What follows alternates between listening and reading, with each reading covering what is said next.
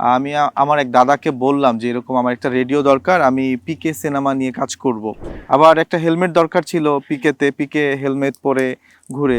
আপনার পিকে যে দৃশ্য ধারণগুলো আপনারা করেছেন পিকেতে, সেখানে একটা রেডিও নিয়ে খুব মজার একটা কথা শোনা যায়। আসলে এই রেডিওটা নাকি একই রকম হুবহু হয়েছিল পিকে সিনেমায় যেই রেডিওটা ইউজ করা হয়েছে, সেম টু সেম। তো সেক্ষেত্রে আসলে এই একই রকম রেডিও আপনি কিভাবে ম্যানেজ করলেন?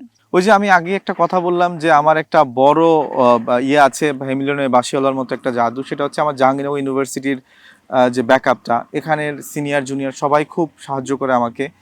আমি আমার এক দাদাকে বললাম যে এরকম আমার একটা রেডিও দরকার, আমি পিকে সিনেমা নিয়ে কাজ করব। 8টি প্রাকৃতিক তেল, ভিটামিন ই ও সি সিরাম সমৃদ্ধ লিলি সিরাম অয়েল চুল করে মজবুত, নিশ্চিত করে হেয়ার গ্রোথ। যখন তাকে আমি এটা জিজ্ঞেস করলাম, তো দাদা বলল যে আমি দেখতেছি বিষয়টা। তো সেই দাদা যশোর থেকে আমার জন্য একটা রেডিও নিয়ে এসেছে এবং সেই রেডিওটা নিয়ে আমরা কাজ করেছি ওখানে। আবার একটা হেলমেট দরকার ছিল পিকে হেলমেট পরে ঘুরে। তো ওই হেলমেটটা হচ্ছে আমার এক বন্ধু তার নিজের বাইকের হেলমেট রং করে দিয়েছে।